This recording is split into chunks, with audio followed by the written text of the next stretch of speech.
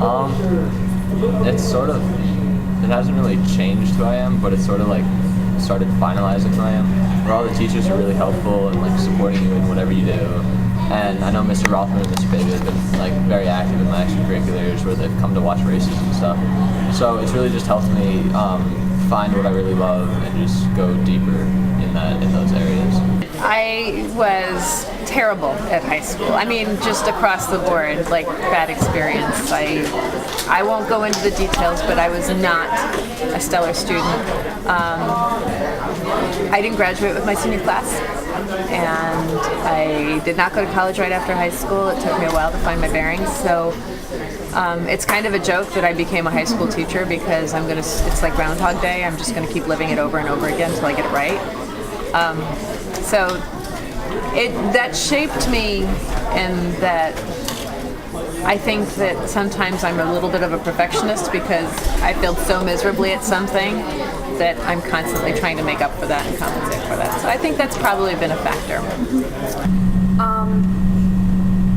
I think my time at Eakin High School has maybe more outgoing. I think my time in high school actually did shape my identity.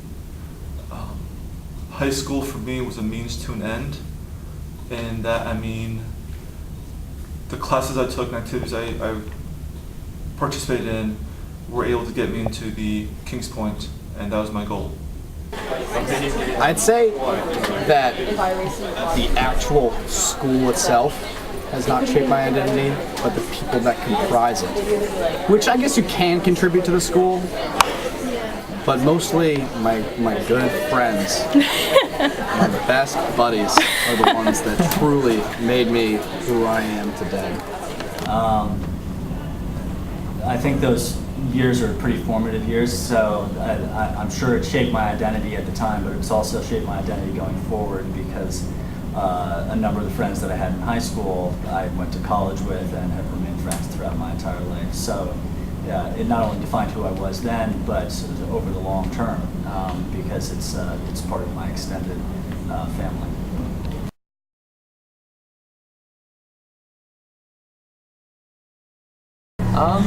I guess I would fit under like Koobie or nerd or something. But other than that, I don't really think there's that many stereotypes here. Like we have our cliques, but they don't really exist. I think in high school I actually did.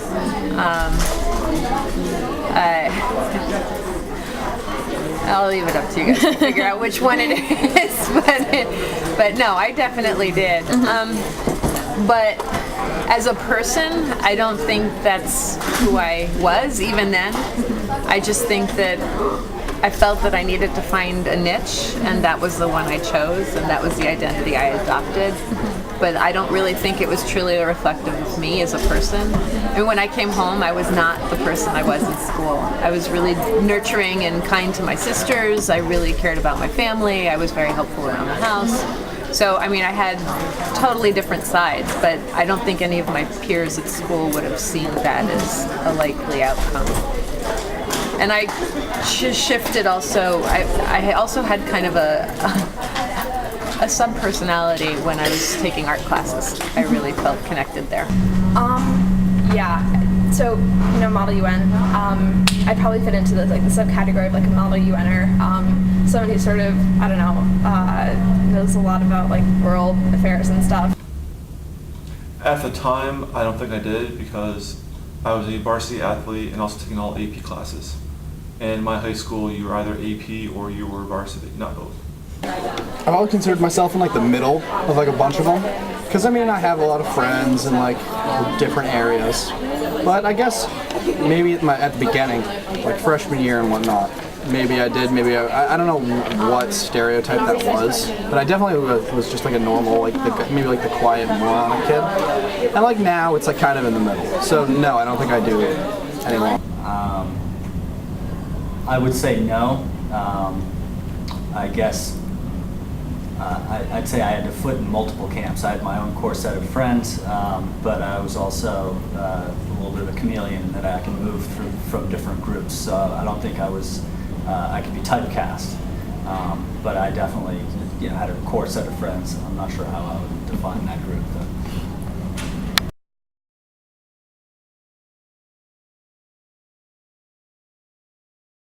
view it as a generally positive experience. Like, all the teachers are very willing to let you do whatever you want to do as long as it's within reason. Most of the kids here are very welcoming, will help you and like just hang with you. Like, I don't know, there's not really that many problems going on. Well, I mean, I think it can be very positive. I mean, I watch so many kids here just doing it right and think, wow, I wish I had the strength of character, was grounded enough, had clear enough vision, and the support systems in place to be able to have done it well. It certainly shapes how I am as an educator, that I really want to connect with kids, all the kids. And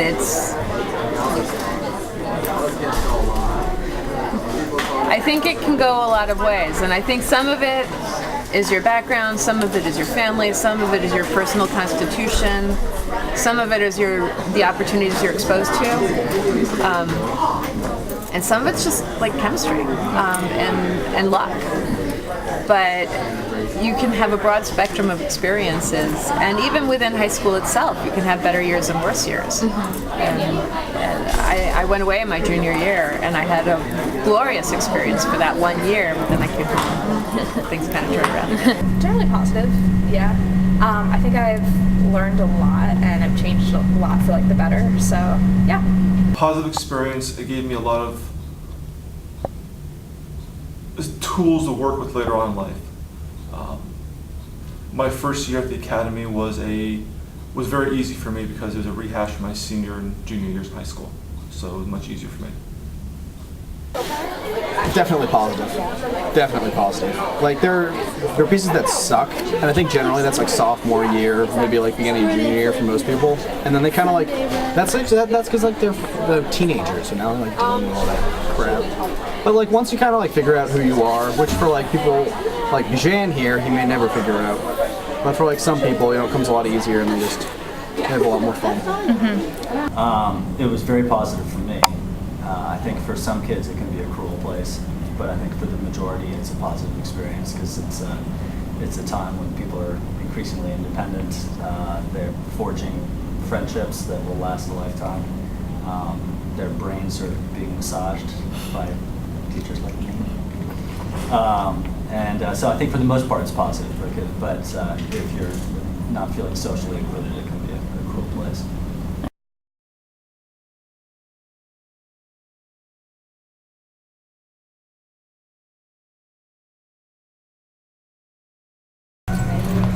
I guess here, like as with every place, like if you're quirky, it's kind of like people look at you really oddly and don't really necessarily, they're more tentative to reaching out to you and like hanging with you. But I feel like everyone's quirky, it's just whether or not they choose to show it. So, I don't know.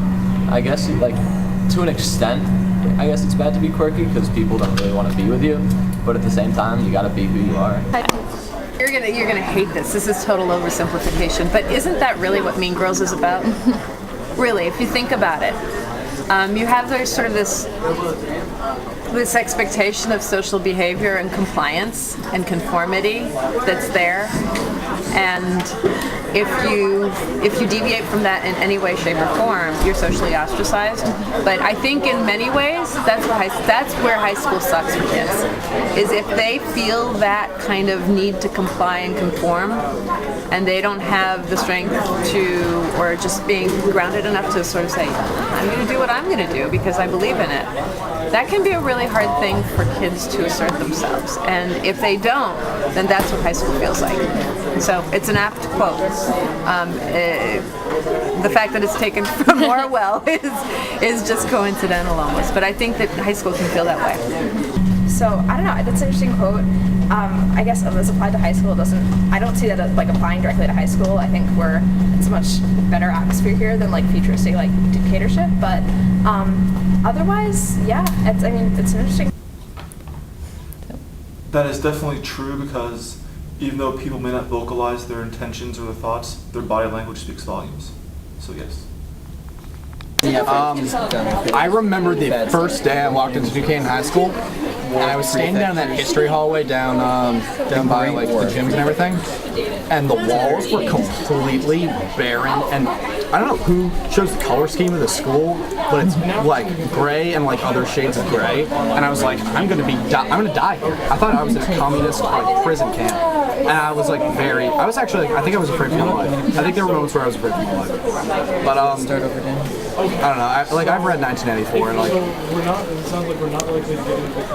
like everyone has moments where like everyone strives to like hate like people with more power than them, and like everyone has moments where they like want to fight that power, and they're like scared, but Big Brother doesn't actually exist, people. So you're fine, mostly. It does say something about high school, which is sort of one of the sort of sad things about human nature, is that the more people try and act naturally, the more they give themselves away. And so I think the more nervous one is in a social situation, and the more desperate one is to look natural and act natural and fit in, the more one tends to stand out like a sore thumb, and have nervous tics and do awkward things. So I think in the context of high school, it is one of the sad truths of human nature that the harder people try, sometimes the worse off they are.